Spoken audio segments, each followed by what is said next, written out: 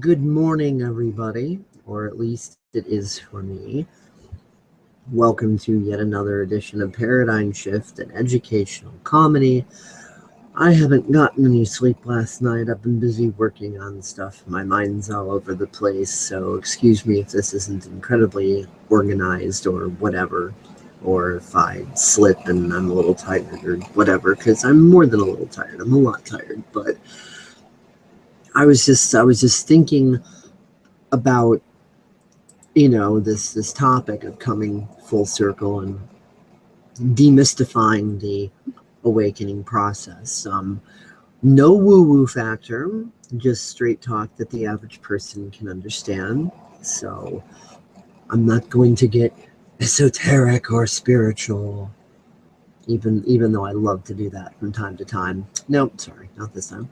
And even as much as I love things like quantum physics, and hold on a minute, I'm on the air on a live broadcast right now. Sorry.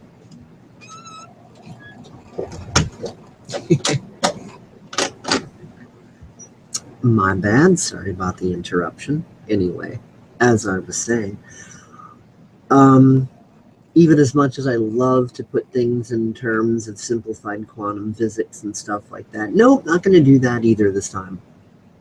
I really want to straight talk this, totally straight talk, simple straight talk, because there's a lot of really weird stigmas and ideas and just really crazy notions that people have about this. So, I don't want to go down the conspiracy theory freaking rabbit hole either. I mean, I just want to avoid all the crazy, not talk about all the weird, and just put this straight. All right. Let's look at it on the level that's going to be common sense to most people. Shit's fucked up on this planet right now. Like on every freaking level, like politically, environmentally, like it doesn't take a rocket scientist to look around and go, wow, shit's really fucked up. And so I think we're going to start on that basic level freaking no-brainer. Of course, it's only a no-brainer for those who have been paying attention.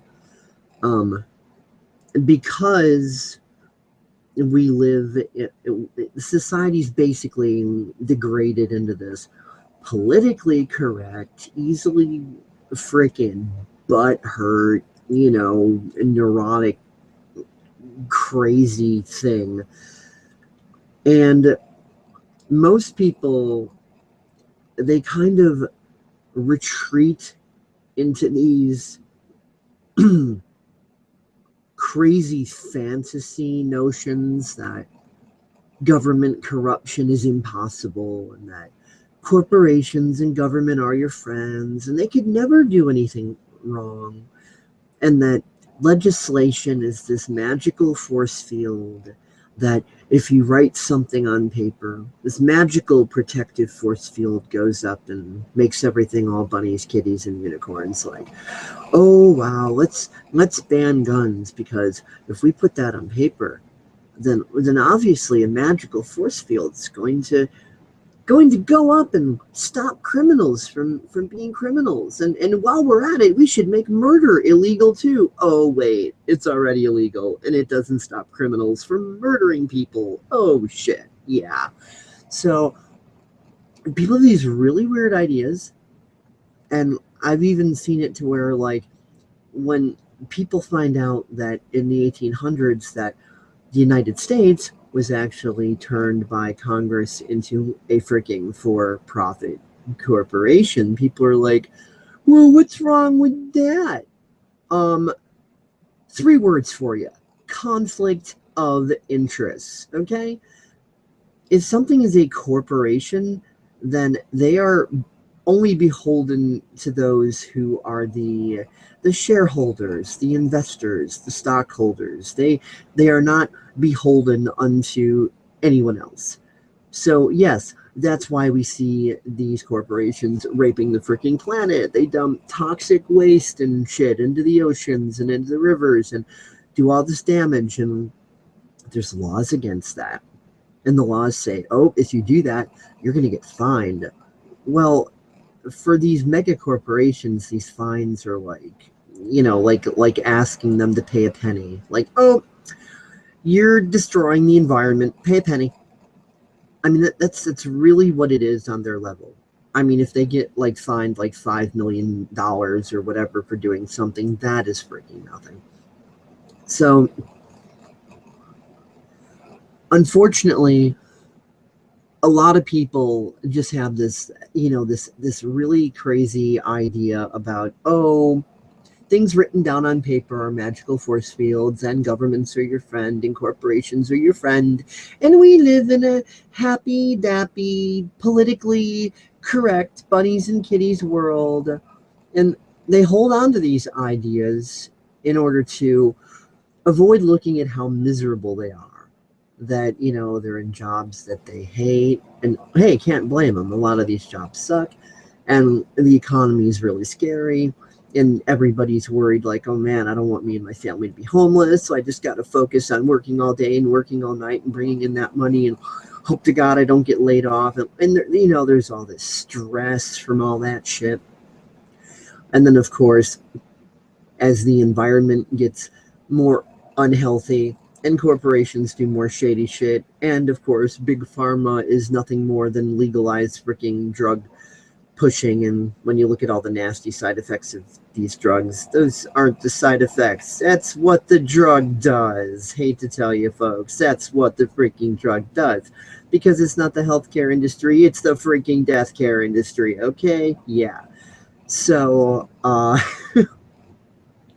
but again, people are under the delusion, oh, well, killing people like that with lethal drugs, that would be against the law. There are laws against that. There's that magical protective force field created by Santa Claus and the Easter Bunny and the Tooth Fairy that keeps us all safe from the nasty terrorists. Terrorists don't wear turbans, they wear suits. You can find them in Congress. You can find them on Wall Street. You can find them in, the frickin' United Nations. You could find them in all sorts of places like that.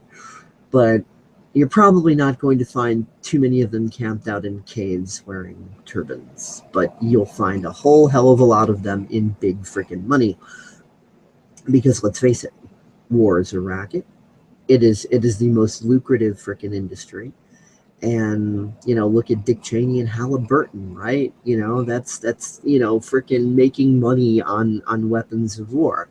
So to me, it's not really a conspiracy theory to think that rich criminals will do criminal things with their money. Because, like, money doesn't make people good or evil. It just allows you to amplify and enhance what you already are. So if you're a really good person and you come into a lot of money, you're probably going to use a lot of that money to do good for humanity as best you can, because that's what good people do. And of course, a criminal, psychopath, scumbag who comes into a lot of money is going to have a lot more means to do even more criminal, psychopathic scumbaggery. I mean, I'm pretty sure I'm not talking delusion here. Okay. So, for those of us who have been in the process of awakening to the hard knocks reality of these things, and that the media's lied to us and things are corrupt and so on and so forth, and that the educational system is a brainwashing and indoctrination system, we start to question everything we were ever taught, down to the smallest subtle level, which is good. That's really what we need to do. That's a little thing called critical thinking and discernment. That's actually very good to do. So if you're doing that, And of course, your peers will discourage you from doing that because it's the equivalent of blasphemy. Well, they have the right to their opinion, but just generally, fuck them. You know, you don't need to run your life based on what other people say that you should, you know, friends, family, your peers, whatever. I mean, if they want to think you to be a blasphemous weirdo for having the audacity to think critically and to not blindly obey whatever, you know, egotistical fucking crazy thing that people say, like, oh, you need to do this way, otherwise you're being rude and da da da. Again, we live in this politically correct, easily butthurt freaking society that is more worried about offending people with flags that actually had nothing to do with fucking slavery, than, you know, actually doing things like, you know, putting an end to war and genocide and injustice and criminality and the increasing toxification of our environment and so on and so on and so on. So yeah, things have really gotten like neurotic to the nth fucking degree. And I don't think it takes any level of spiritual anything, quantum anything, or conspiracy anything to look around and just see that things have gotten really fucking nuts. And there's a lot of people who are just dead ass asleep in their delusions because they're suffering from their diseases, a lot of which have been caused by the side effects of the medications, and they're drinking the poisons and eating the poisons and suffering all kinds of stress and trauma while trying to work freaking 10-hour days, making not nearly as much as they should while worrying about whether or not they and their family are going to lose their house. And yeah, so they like to escape into TV, America's Top Model, whatever, and they like to keep their little fantasies going, and, you know, sometimes they'll hit the wacky tobacco. Not saying there's anything wrong with hitting the wacky tobacco, mind you, just saying, just like any neutral tool, it's definitely something that can be abused, especially if you're looking to use it as an escape. I mean, that sort of stuff is great for focused meditations and things like that. But if you're using it to try to escape the fact that the world has been going to hell in a handbag, that's, yeah, not really advised. That's an abuse of the substance. That is not a use of the substance. So, okay. Now that I've hopefully cleared that up enough to make the point that I'm not operating out of quantum land, wooey land, or conspiracy land, and I'm just doing the straight talk, look around, wow, look at how fucked up shit is, just sort of straight deal. Now, I'm going to move into some misconceptions about the awakening process. Okay, because we've been programmed with this poor little me attitude, oh, poor little me, I can't do anything, da-da-da, which is bullshit. It's just psychological abuse that society's done to us. It's collective Stockholm syndrome.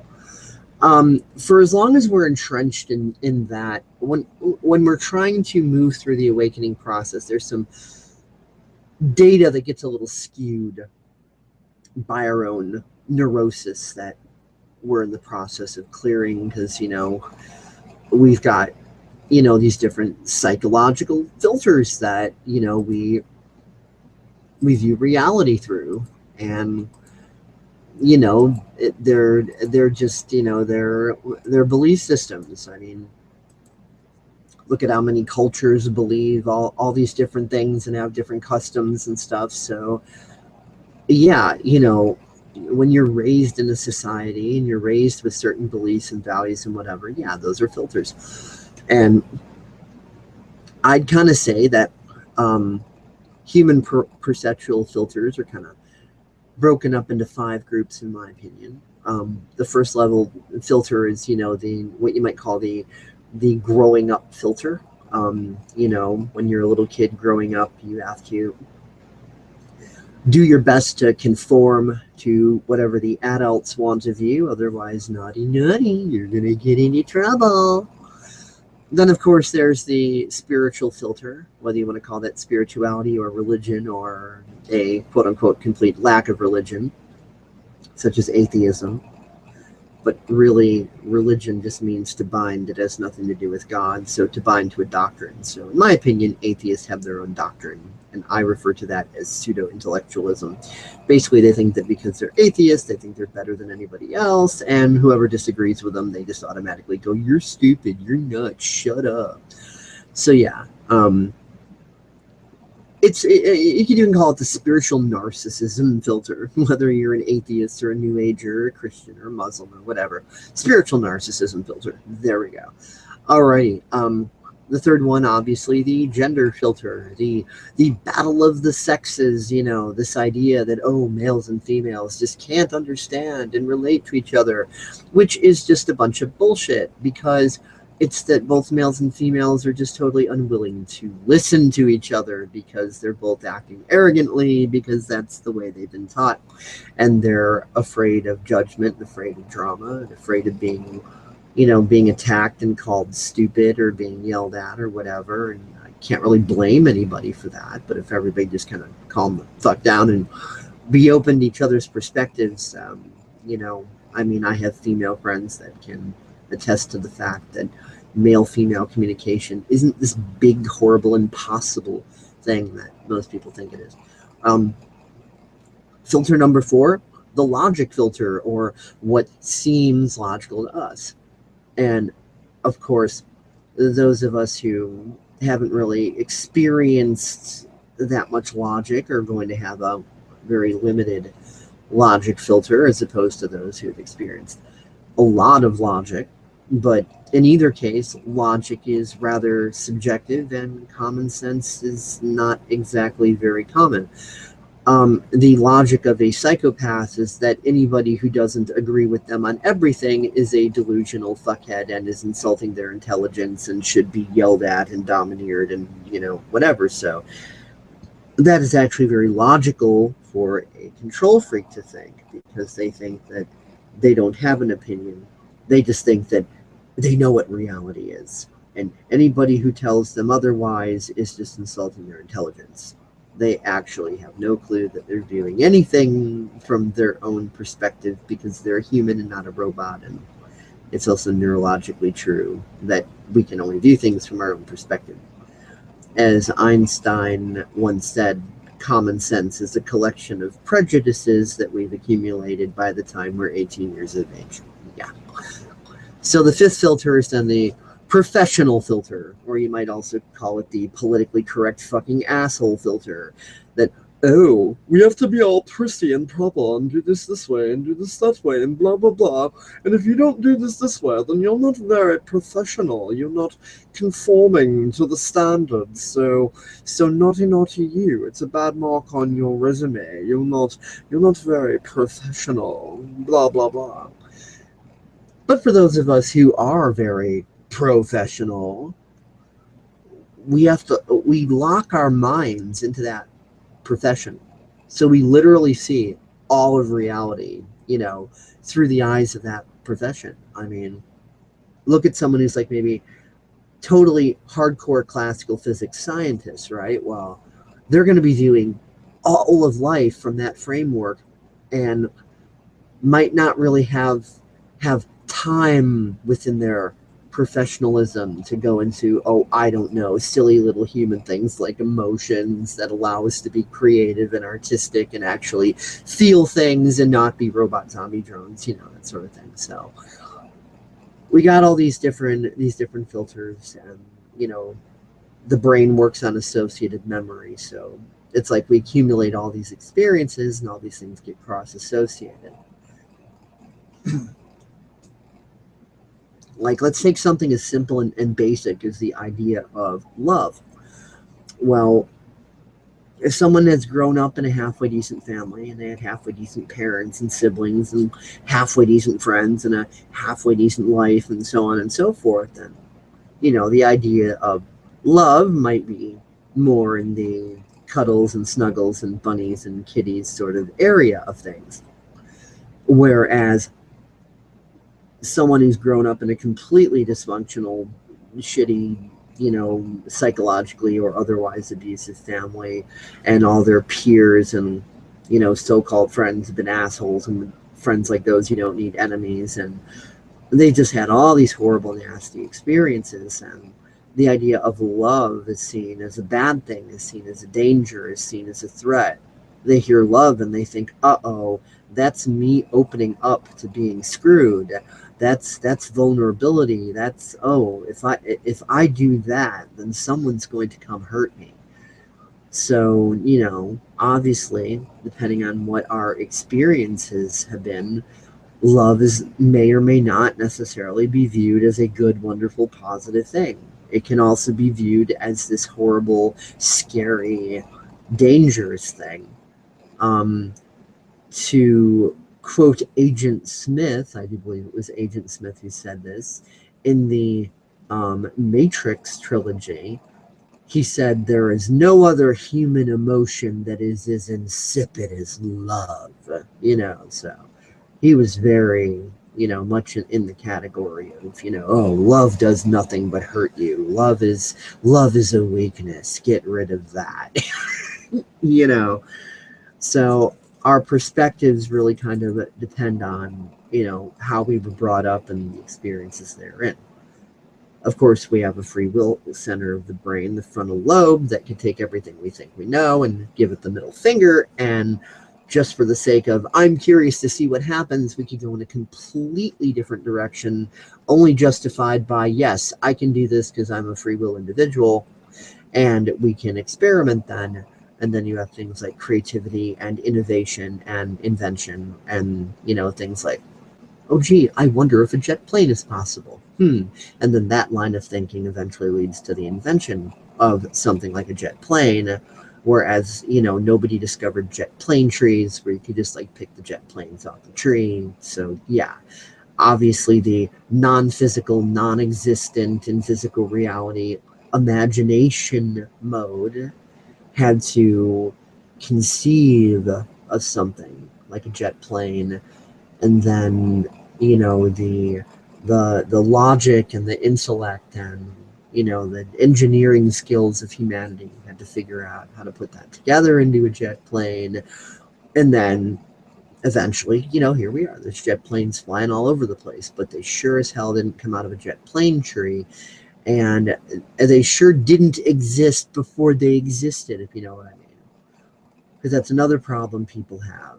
It's like, oh, if it's not real right now in front of me, then it can't happen. Fuck you. It's not real. You're delusional. It's like, okay, every inventor of anything has been told that same thing, because, there's a lot of hubris and arrogance within humanity, the way society's been. So, yeah. Needless to say, we're starting to wake up out of the bullshit haze and deprogram all this crap. And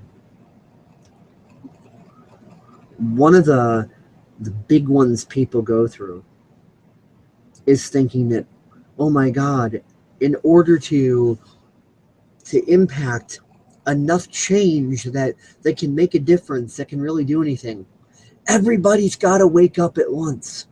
A minority of people could not possibly impact any change. So then you've got, nervous, stressed, paranoid people who want this full-blown awakening as of 5 minutes ago, going around yelling and screaming fear into everybody's faces. And then, of course, people not wanting all that screaming of fear in their faces. And, of course, society programming us all to be in a constant state of fight or flight anyway. When people simply come forward with information that, shall we say, is not pleasant, like, hey, there's people kind of fucking over the environment, then people are like, oh my God, fear porn, shut up, you're so negative, blah, blah. And so it's like, they're actually being fear porny by pointing and going, oh my God, fear porn. Because even though the data might not necessarily be nice, it's like, it's just information. It's like, okay, yeah, we're trashing the environment, not trying to be fear porny here, guys, but in order to clean up a mess, you have to be able to see it, right? That's common sense.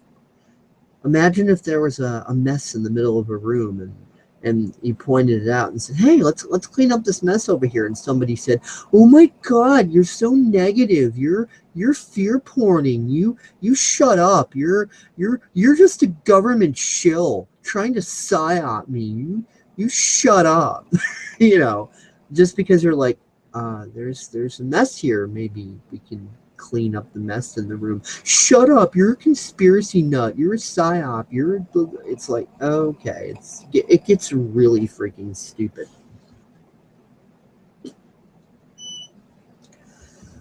So the whole idea that you need a majority of people to wake up in order to impact full-scale global change is a complete crock of shit. It's a myth, and that is not the way any change on this planet that, we value highly has ever freaking happened. It's always been the individual or the small group. The individual with balls, the small group with balls and determination and motivation and drive and persistence that has always impacted change. Let's take cars, for example. A very small minority invented that, huh? It didn't.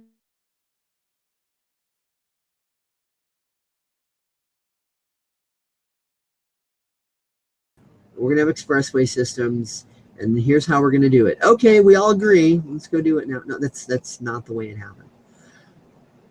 They started out very small. Only a few people owned them at first. They caught on. They inspired people. They became trendy. As they became more of a trend, more and more people started purchasing them and owning them. At first, only the more wealthy people could do it, obviously, because of the supply and demand factor. If you don't have a high demand, then you can't mass produce, which means individual units are not as cheap. So, the cost of something is obviously a hell of a lot more expensive. But if you've got a high demand, then you can produce en masse, and then obviously the price for each thing starts to come, dramatically down.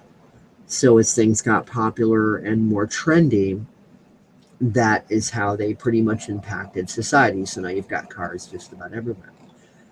Same with cell phones. I mean, I don't recall anybody taking a vote, like, getting on like TV or something and like, okay, world, we got this idea for a cell phone. Do we have consensus? Like, so we're all going to agree to use this, right? Yeah, like that totally didn't happen.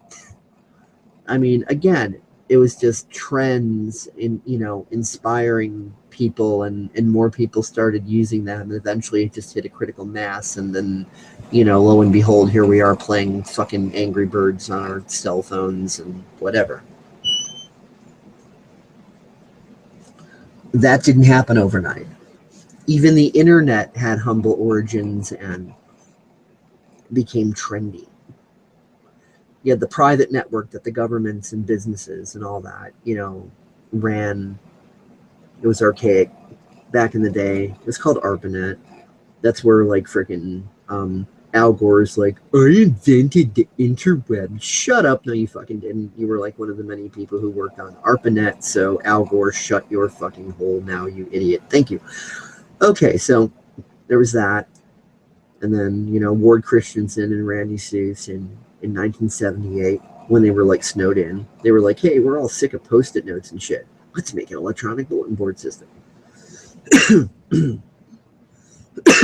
Excuse me.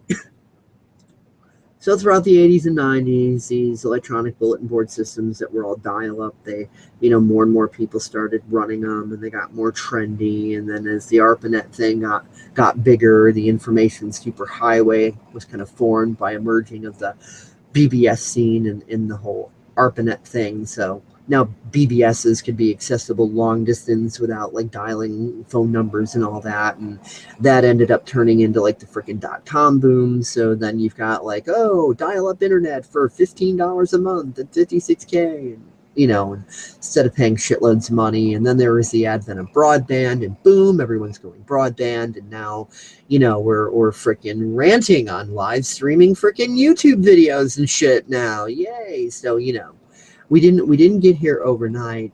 And there sure as hell wasn't a voting poll back in the 80s or something like, okay, guys, we're going to make the internet. Do we have consensus? Huh? No, that's not the way it friggin' happened at all. So, it happened the way Gandhi says things happen. Be the change you want to create. You can't convince people of anything. You can't shove information down their throat, but you can be a living example of how to do things differently. And then people are looking at you like, wow, how are you doing that? And then they want to know how to do it too. And click, the mind opens. Or they're looking at you like, oh my God, how are you doing that? You're a stupid idiot. Fuck you. And they like shun you and walk away and whatever, because they think that the change you're being is really, you know, scary and uncalled for and whatever, you know. Let the butthurt flow through them, and your path to the dark side will be complete. Yeah, so, you know, let them go do the whole, like, Vader fucking Sith thing and, you know, cry a fucking tantrum, whatever. That's their right to choose that if they want to. Well, meanwhile, the people who think that the example you're setting is, like, really fucking cool, they're going to start, you know, being interested and asking questions and stuff.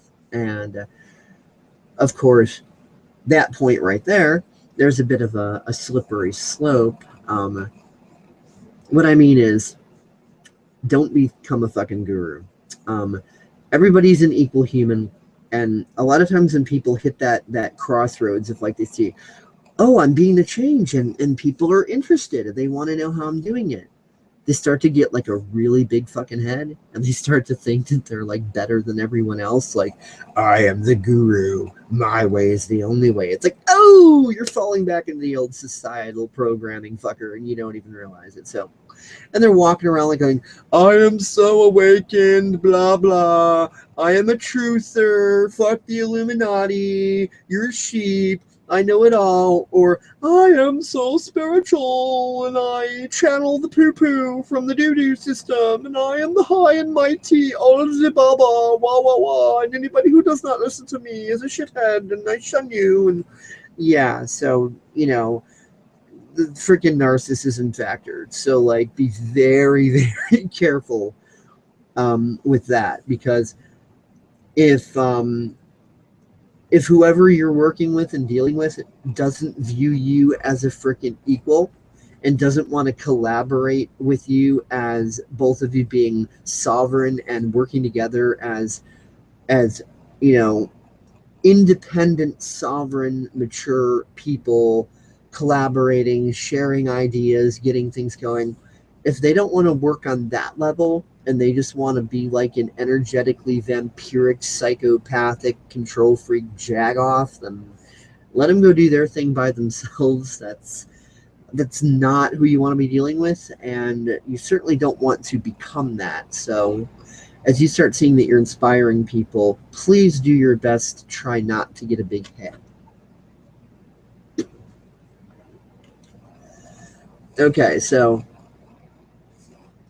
if you've got that far, then there's the whole impatience and, you know, self-worth issues and stuff like that. It's okay to have those. Give yourself permission to feel what you feel. It'll pass like a storm. Because if you don't do that, and then you're seeing it as like an external enemy and going into these negative feedback loops and driving yourself neurotic and becoming a basket case, and yeah, you don't really want to do that. And I've seen a lot of people do that stuff, especially when they start to awaken and maybe they get entrepreneurial and they actually start being the change by, you know, creating new ways to make money and shit. But then they start getting worried, like, oh my God, I'm successful. Well, what if that success ends? I need to make sure that that doesn't end. I need to create all these neurotic protocols and policies and strict things to stick to, and I need to stick to them and be neurotic, and then shove all these protocols and policies down everyone's throat and say, oh, this is the only way to do business, and da da da da da da da. So then you've got like a lot of these entrepreneurs becoming complete and total freaking basket cases. So you want to be careful there too, and respect your pace of learning, and know that you're not a robot, and sometimes things are going to take longer than you want them to take. It doesn't mean anything has failed. Sometimes there's going to be setbacks. It doesn't mean anything has failed. Sometimes you're going to make mistakes. That's a part of the learning process. Sometimes you're not going to know things. That doesn't mean you can't know. It's not a dead end of knowledge. It's the beginning of knowledge. So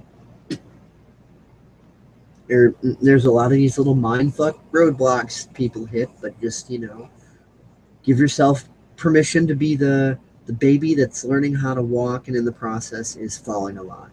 That doesn't mean you fail.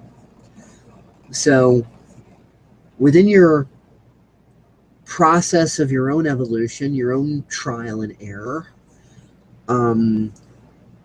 if you're brave enough to allow people to see that, to witness that, and I know there's a bit of a hesitance to let people do that because, we're sitting there thinking, oh my God, what do people think? They're going to think I'm stupid. Yeah, that's what they're going to think. And they're going to laugh at me and shun me. And you know what? Some people will think you're stupid. And some people will laugh at you. And some people will shun you. And fuck them. They can go play a game of hide and go fuck themselves. They're irrelevant and unimportant. The people who are relevant and important are the ones who are going to look at you going through your process and feel better because they'll see you're human too. They'll see you're not some guru sitting on a cloud. They'll be able to relate to you. They'll be able to go, oh, look, they're going through their process of learning too, like any other human. They're not a superhuman guru from on high that is descended from heaven to save us all from the evils of whatever. Then they'll be able to relate to you and be like, wow, I can relate to how they're feeling about that. I can relate to how they're thinking about that. Yeah, I've totally been there. I'm there right now. And they might be a little farther ahead than I am, but that's good. They've paved the way a little bit, but they can relate to me and I can relate to them, and this is so cool, and I'm not alone. I don't have to feel like this miserable, lonely wretch waste of space that has no point, power, or purpose, and halfway tempted to go blow my brains out, and all this and that. Then you're giving people hope by allowing people to see that, yeah, you're human too. You're learning through trial and error. It's all good. You don't need to resort to intellectual narcissism or spiritual narcissism or atheist narcissism or any other kind of narcissism for that matter. And you don't have to drive yourself neurotic.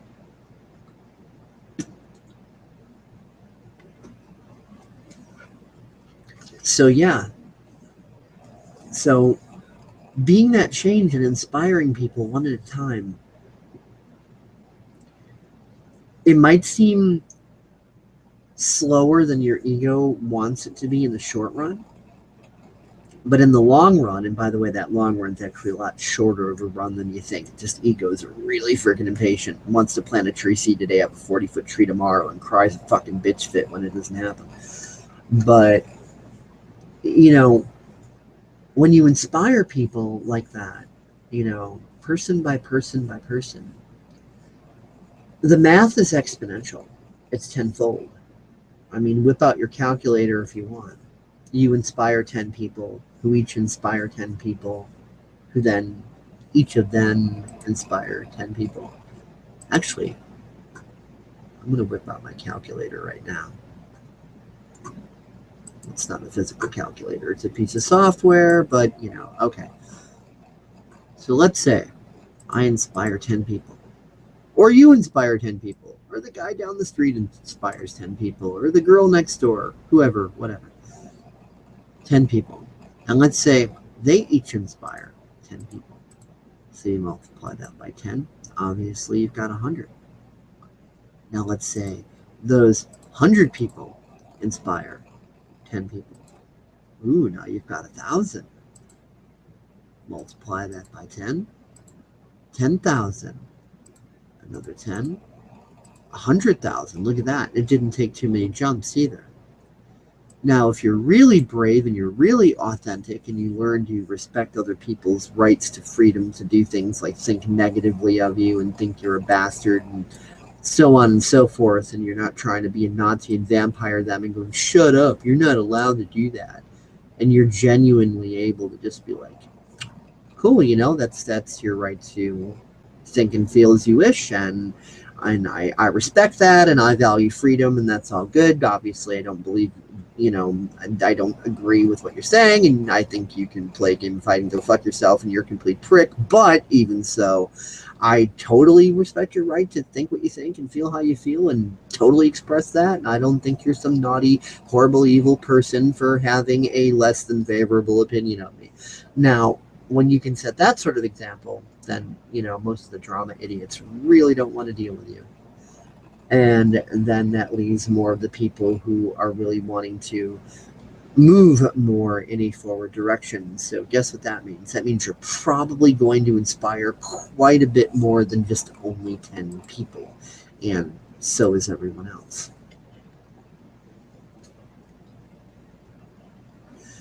And everybody, even most of the greatest speakers out there, or shall we say, who we all look at them and go, wow, they're a great speaker. There's like a pretty good consensus there, whether it's tens of thousands or millions or whatever people looking at them going like, yeah, they're a great speaker. They've accomplished this. Wow, cool. The people that are doing that, they've got the same insecurities as the rest of us. They started off thinking, oh my God, who's going to care about what I have to say? Who's honestly going to give a shit? Who could I possibly fucking inspire?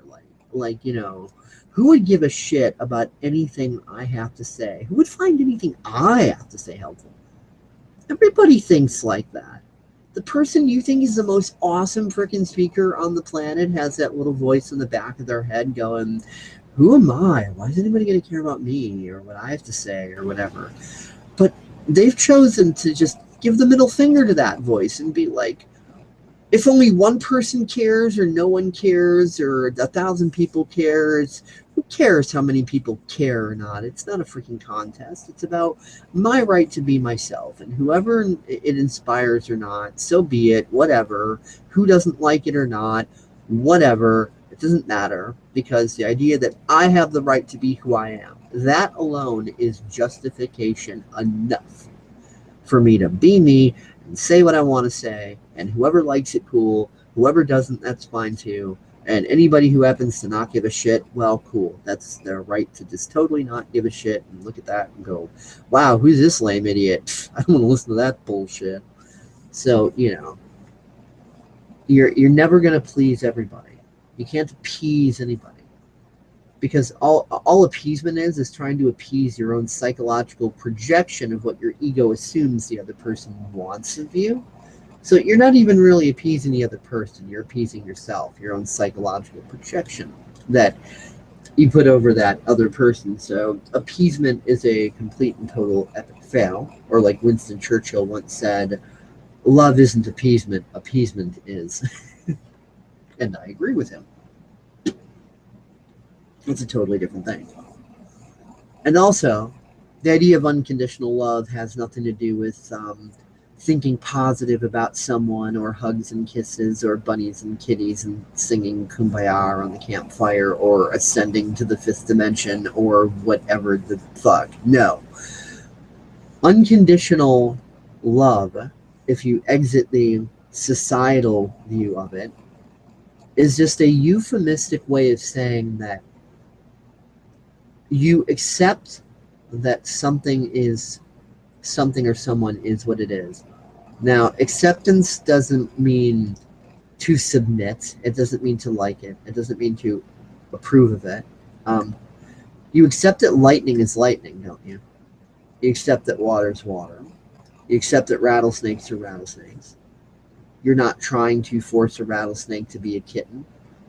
You're not trying to force water into becoming a brick wall. You're not trying to force lightning to become Jello pudding.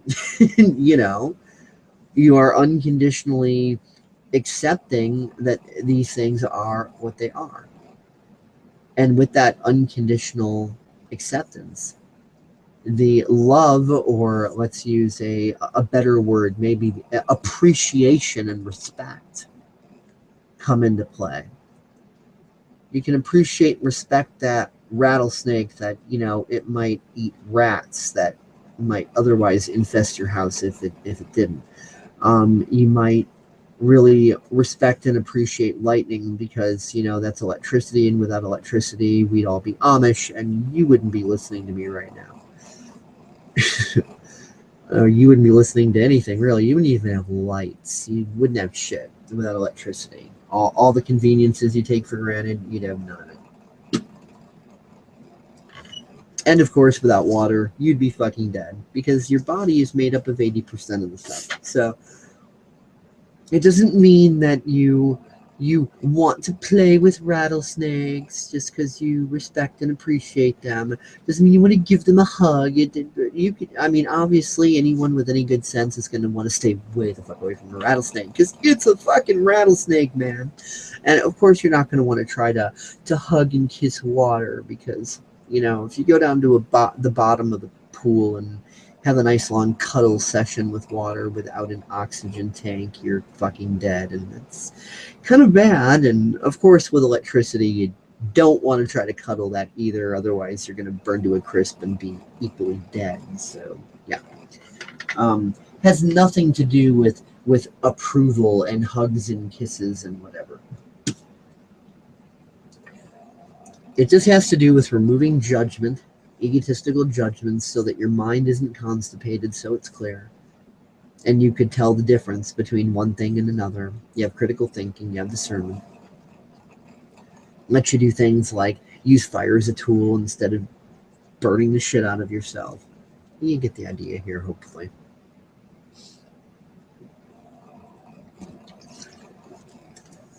So, of course, and yes, I'm drinking beverage here while I'm talking, taking little breaks here. So if you hear little odd noises from me, that's what that is.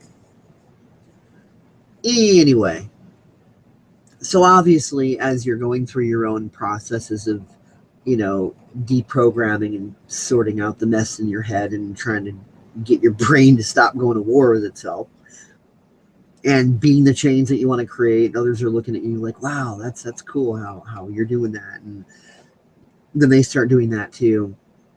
And, you know, you're kind of divorcing yourself from the butthurt side of the force. Once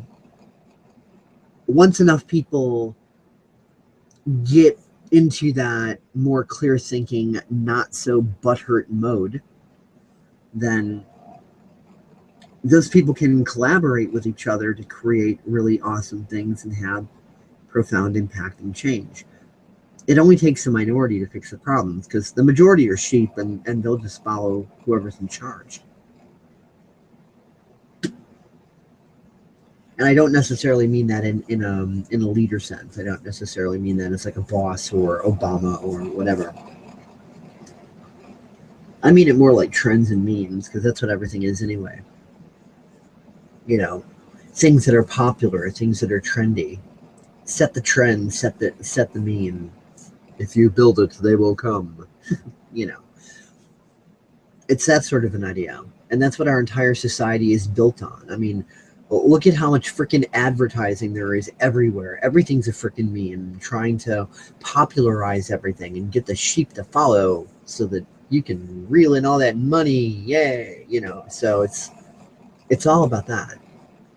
So when you become the change you want to create and other people start to follow suit from your inspiration, once that hits critical mass, then it starts to become trendy.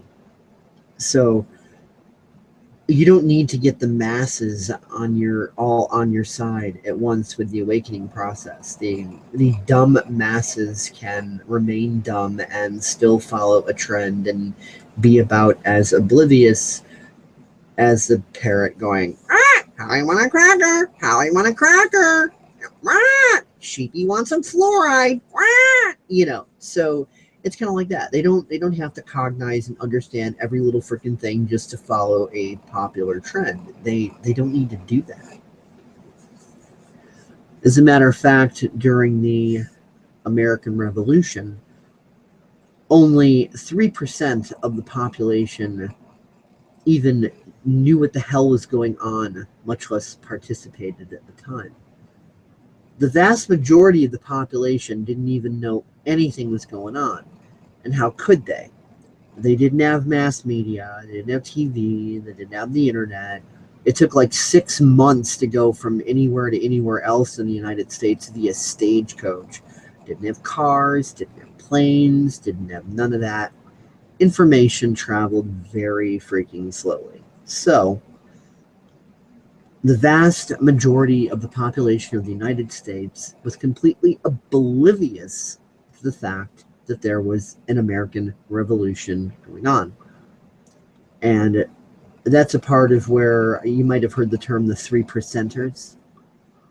That's where that term comes from. It's the acknowledgement that you only need 3% to hit critical mass to be able to actually implement, some sort of globally impacting change.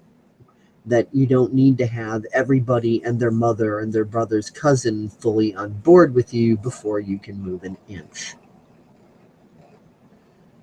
So, hopefully, I am making this point as clear as possible. Because, you know what? It doesn't matter how the towers fell on 9/11 or whether or not there are aliens or who's doing what with what or who's right about what mathematical formula and who's not, or whose spiritual practice is better than someone else's, or whose fucking Confederate flag is actually something worth giving a shit about or not, or blah, blah, blah, blah, blah. All that bullshit is just petty high schoolish bickering, dick wagging, fish shaking. It's the shit we've been taught to do. So even within this quote unquote awakening process, the people who are awakening, who want to get together with other mature sovereign people and actually do something about things, or at least pass ideas back and forth for what could be implemented. Those people need to get rid of that dickwag drive first, that domineering drive, and be more in a drive to not only share ideas, but be open-minded to other people's ideas. Have little concepts like agreeing to disagree instead of like calling each other's shills and idiots and oh, I don't like what that person said about that, so they're a motherfucker. I'm not going to deal with them anymore. Nah, nah, nah, nah, nah. That's why I hate the fucking Truth Movement, because they are totally like that. Truth Movement sucks a dick. I'm sorry. I mean, they're well-intended. Hopefully they eventually wake up, which it's really hard to wake people up when they don't know they're asleep. It's like, just, these people think they've exited the Matrix. I'm outside the Matrix now. Yeah, look at me. When really that's like saying, I know I have cancer now, so that means I'm magically cured of the cancer. But all you other people who have the cancer but don't know, you have it because you don't know you have it. But as soon as you know you have it, you're magically cured. It sounds completely fucking retarded, doesn't it? Well, that's how truthers in general tend to come off. I'm the high and almighty. I have a few pieces of knowledge, so that makes me God's gift to this planet. Yes, ooh, follow me and listen to my radio shows and my TV shows and buy my books, and oh my God, I'm like the best thing to whatever, and oh, you must follow me, and da da da da da da da da da. And if you don't, oh, you're a shill, or you're a psyop, or you're da da da da da blah blah. Insert rampant fucking paranoia everywhere. And it's like, oh my God, shut up.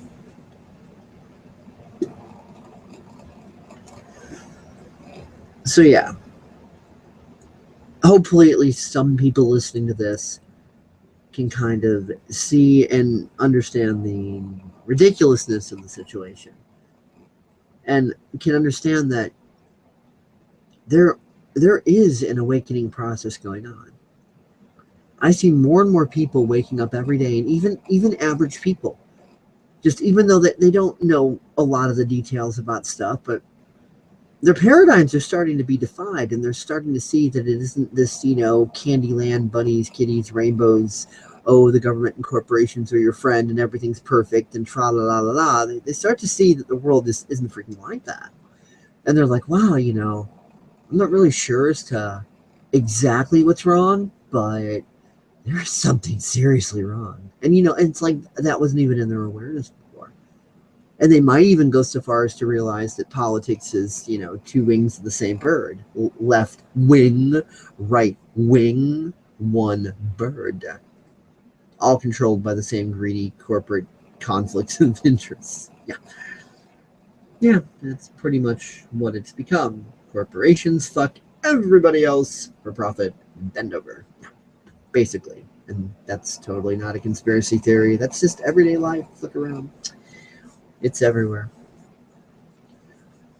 But it's great because at this point, more and more people are waking up, because the more crazy things get, it starts snapping people out of their slumber. Because, it crosses a line with people, and then they realize, oh my God, the world isn't what I thought it was. What the fuck is going on here?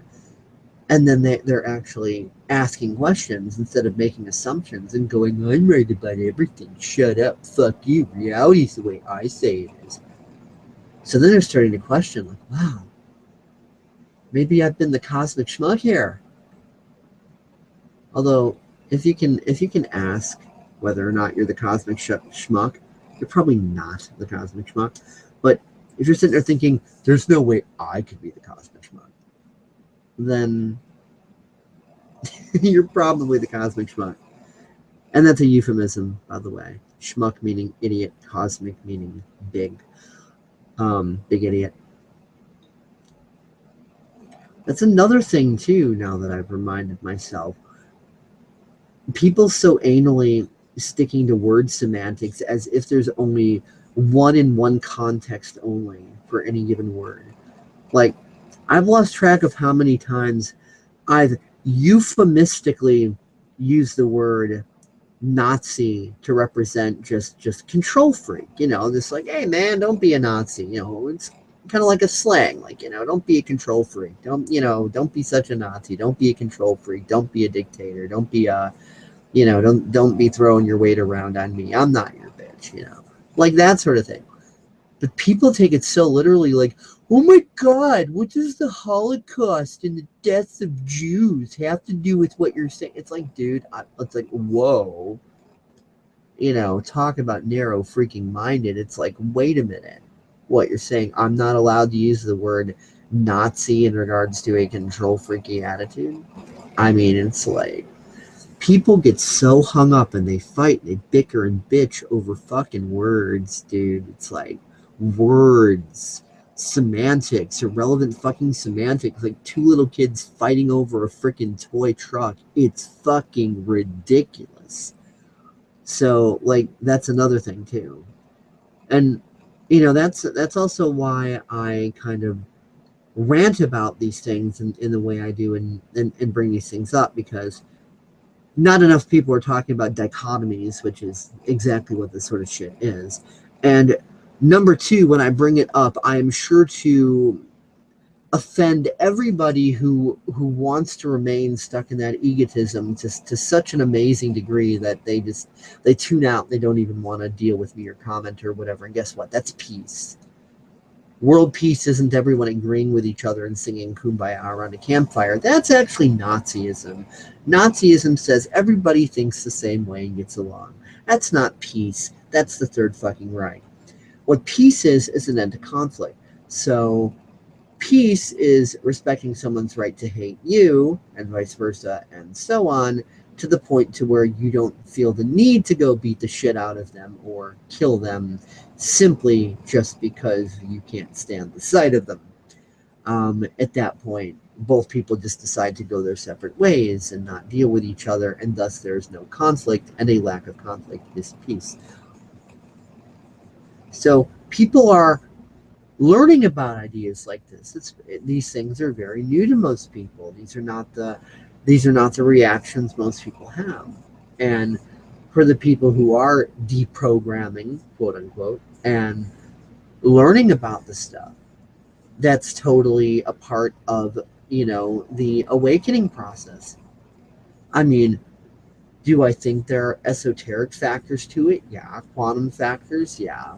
Quote unquote conspiracy factors, whatever you want to call it. Yeah, all that stuff's there, but it's still, that's all semantics. That's just more wordplay. Because until that 3% is at the point enough to really collectively take some amazingly profound action, then let's face it, most of us are not going to esoterically find out whether or not we can ascend to the next dimension, or exactly how the World Trade Center came down, or blah blah blah, because we're not in a position to explore that, because we're too busy being a bunch of neurotic little fucking assholes as a bunch of psychopath control freaks rule the freaking planet, as most people are just, being freaking wage slaves, hoping they don't get laid off so that their family doesn't end up homeless and dead.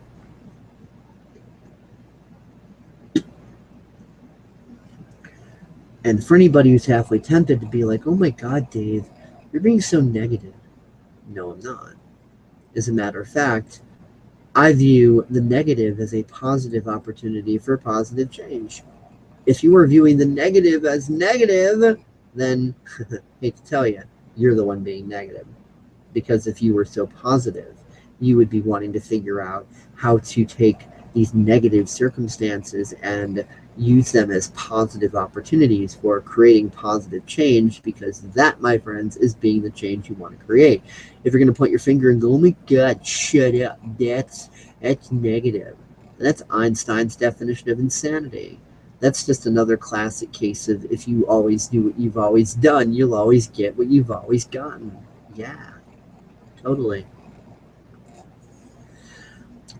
And of course, to end this off, because the title says Coming Full Circle, Demystifying the Awakening Process, I want to mention the Full Circle Project, and you can go to www.fullcircleproject.net, or you can hop onto Facebook and you can type in Full Circle Project. And as a matter of fact, just for a moment here, I'm just going to do some screen sharing right quick. I know I've had the video off because I haven't really felt like being on video right now, because yeah, I've been up all night and I probably look worse than I feel. But you're probably used to just there being a blank screen for this one, so now I'm just bringing your attention to the fact that I am enabling screen share right excuse me, right now. And here's the infinite limbo of Google Hangout. How cool is that? Okay, so there we go. The Full Circle Project, and that is run by Max Igan. And it's pretty cool. Supporting effective common sense action with a principal aim to bring mankind full circle to their natural state of strength and abundance. And if you go to fullcircleproject.net, it's a pretty simple, basic interface for the moment, but I'm sure it'll advance as time goes on. But the primary point behind it, see where you can adjust the space on distance?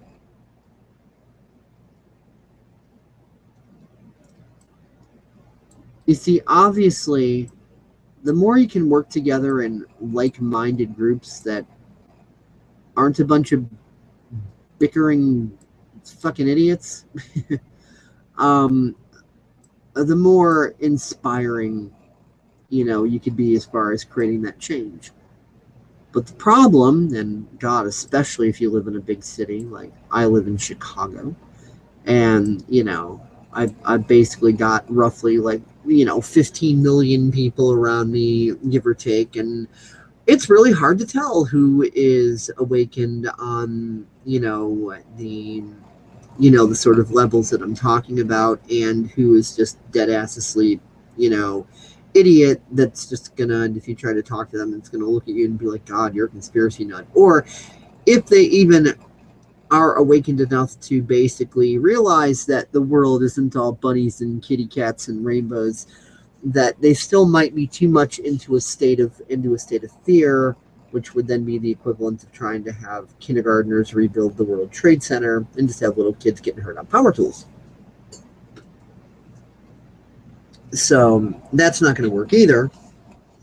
So you need to be able to find people who are of like mind, and it's really hard to sort that out. I mean, you're not going to want to walk through a city, excuse me, trying to figure that out.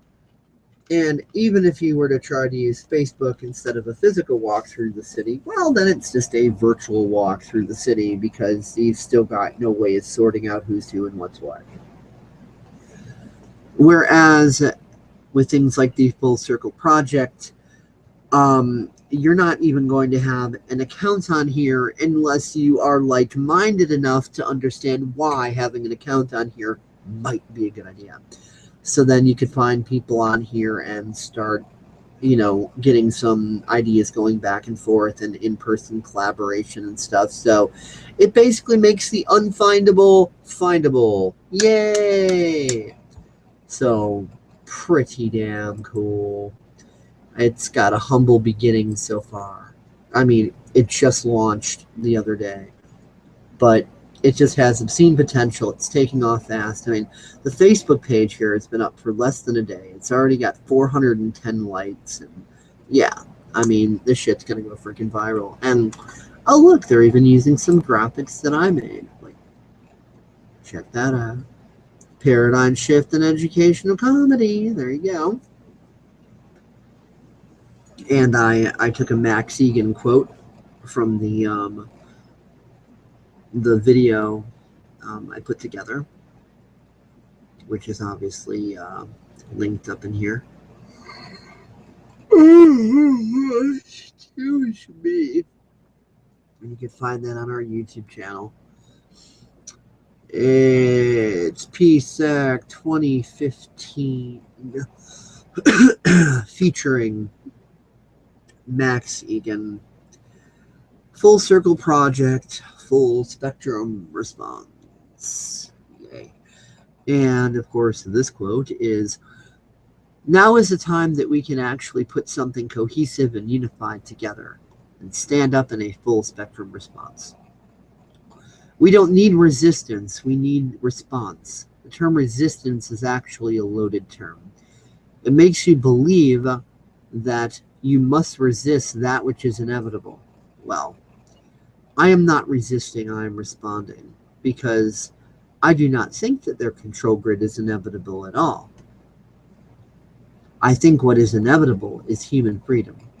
That will come if we choose to stand up and excuse me, if we choose to stand up and respond to what our employees in government are doing.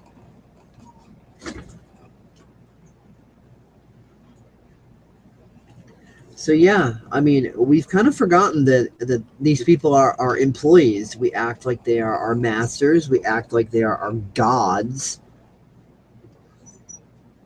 We don't really have that awareness of, hey, you guys are supposed to be working for us. It's more like they write shit down on paper, we blindly obey like a bunch of fucking idiots. As if it was God writing out the Ten Commandments or some shit. They write out all the psychopathic legislature, and it's like, well, it's the law. Somebody wrote it down. I guess I gotta obey it now. Yeah. Fucking retarded.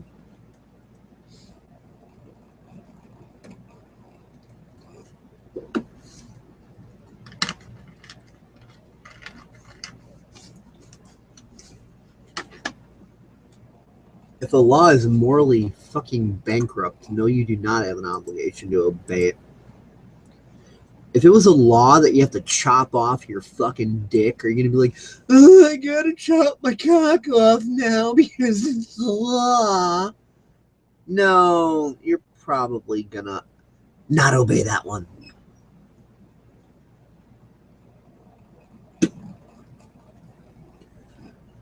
So, yeah. You're probably not going to be like, little Willie, I'm going to miss you. No, you're not going to freaking do that. You're going to be like, what? You want me to cut my dick off? What the fuck? I'm not doing that. So, like, hopefully that's not what it will take for you to wake up. But, you know. So, yeah, Hillary for prison. That's funny.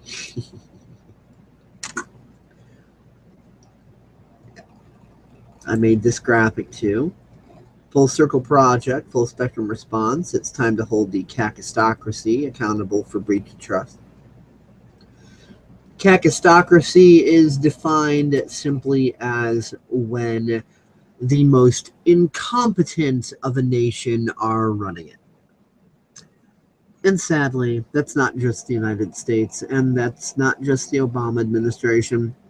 Things have gotten pretty fucked all the way across the board. I wish I could say that the Obama administration is some epic exception to some sort of utopian fantasy frickin' rule, but sorry, utopian fantasies are fantasies, and yeah, so let's move out of delusional land, get with the real world. Then I use this quote from Inception. Awesome freaking movie. What is the most resilient parasite? A bacteria, a virus, an intestinal worm? An idea. Resilient, highly contagious. Once an idea is taken hold of the brain, it's almost impossible to eradicate. An idea that is fully formed, fully understood, that sticks right in there somewhere. And that was said by Leonardo DiCaprio on Inception. Badass, awesome movie. Ooh, paradigm shift logo. Okay. And then we go down a little more. And there's the video I was talking about. PSEC 2015, Max Igan, Full Circle Projected, etc., etc., etc. Yeah. So, yep. Whoa, wait a minute. This. Oh, I just noticed this. I actually thought that they just put in the YouTube video, but apparently they put in, a full-blown blog entry. I just noticed that. I must be really freaking dang tired today. That's pretty badass. Check that out.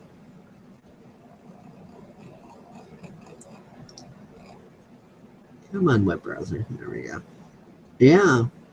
PSEC 2015, Full Circle Project, Full Spectrum Response, with speaker Max Igan, so on and so on.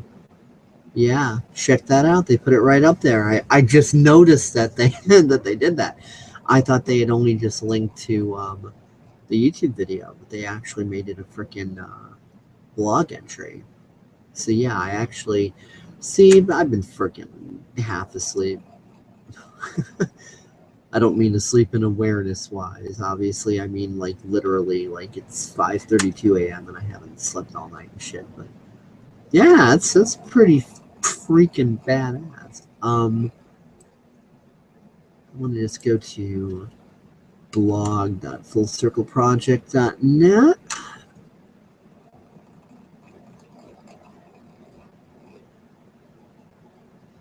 Cool, yeah. Let's see what other articles and stuff they have so far.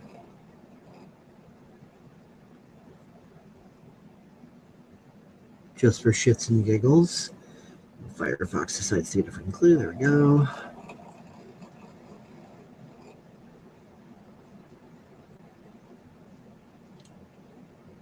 This is actually a pretty good one, then. Beyond Apathy one about water fluoridation. I watched that one. That was pretty cool.